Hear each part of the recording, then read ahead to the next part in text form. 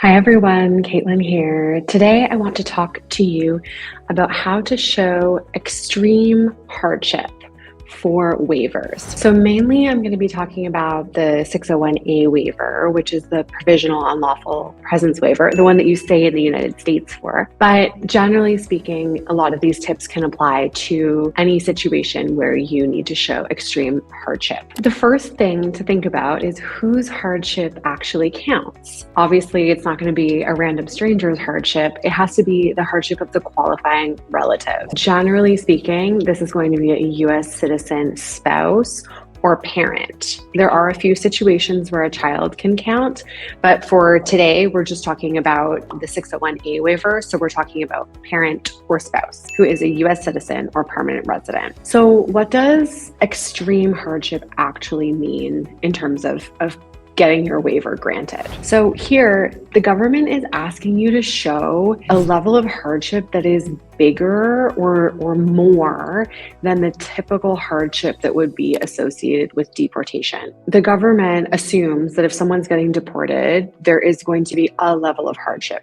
So when you're showing extreme hardship, you're showing how your family, your qualifying relative specifically, will suffer more than what would normally be expected. So when thinking this through, I think it's really helpful to think of your hardship in categories and in terms of whether the non-citizen, so in this case, we're going to call it the applicant because that's the person applying for the waiver.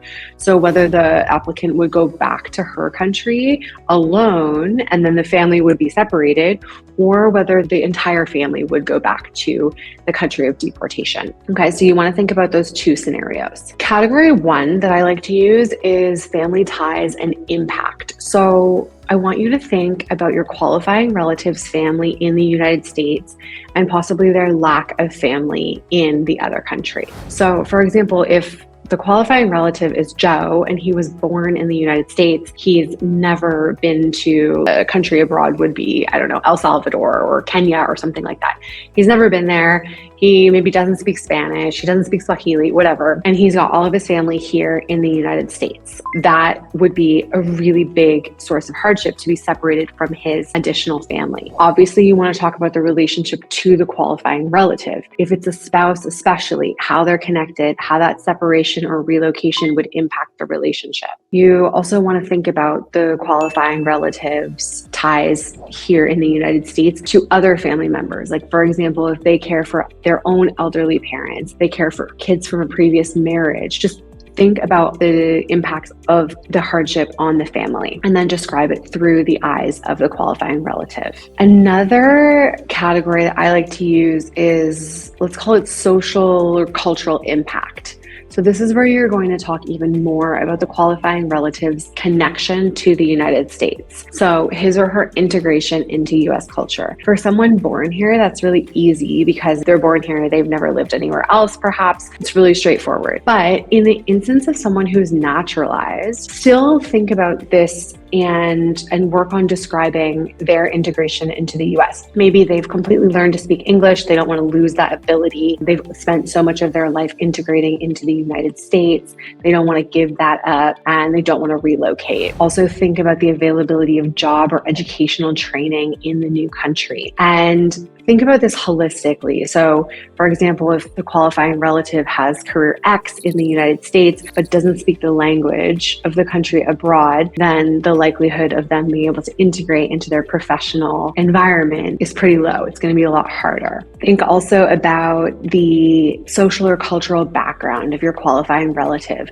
So particularly in couples where this is really diverse, this can be a really big source of hardship if there's a deportation. So think about, for example, the qualifying relative moving from the United States to a much poorer country or a less developed country or a country that's potentially dangerous, which we'll talk about later. Thirdly, I want you to think about the economic hardship, the financial hardship that either separation or relocation will cause the qualifying relative. So think about this again, in terms of if the qualifying relative were to move abroad, what are his or her employment opportunities in the new country? Almost definitely they're going to be significantly reduced because it's a completely new environment. The other thing I want people to think about is if the spouse is going to stay in the United States and then the waiver applicant goes abroad, how will that separation impact the family economically, impact the qualifying relative specifically? So a really common case is, let's say the qualifying relative has a really big job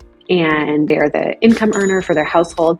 And then, for example, the qualifying relative is the person who takes care of all the domestic stuff. He or she runs the house, takes care of the kids, etc. The qualifying relative may not, probably won't be able to maintain both of those things if the applicant is deported. And then on the flip side, that qualifying relative, if he or she goes back to the country of deportation, isn't going to be able to continue to be the breadwinner for their family. So there's hardship in both directions there. I also want you to think about the decline in the standard of living, either abroad or without the assistance or income of the applicant. So in cases where the applicant is the breadwinner for the family and he or she then gets deported, how does that impact the financial well-being of the qualifying relative? You also want to think about the ability to repay loans, such as student loan debt, credit card debt, ability to continue living in the family home. So can they make the rent without the applicant? Can they make the mortgage payment? Fourth category is going to be health. So any conditions that will impact the qualifying relative. Think about it: mental health, psychological well-being,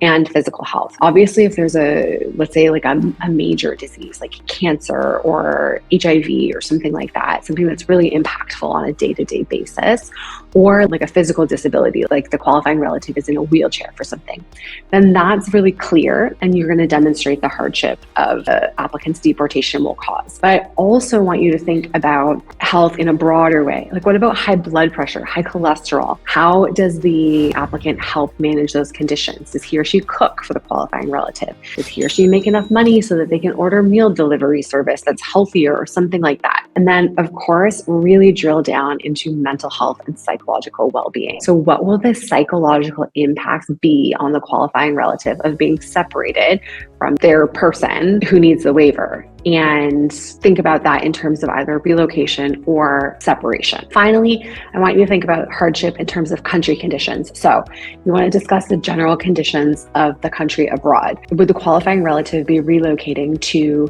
a really dangerous country where the applicant is from? Or on the flip side, it's still hardship if the qualifying relative decides to stay in the United States, the applicant gets deported, but then the qualifying relative has to worry about their loved one, the applicant, in this dangerous or poor country or whatever. So think about those things as well. In terms of country conditions, again, you want to be thinking about language barriers, standards of living. Is there civil unrest there, human rights issues, or political violence? Think about your hardship in a really broad sense, and then use those 5 categories to help you really articulate the different ways that either separation or relocation would negatively impact the qualifying relative. Thank you for joining me. I hope that that was useful for you. If you leave comments in the comment section, I will do my best to get back to them.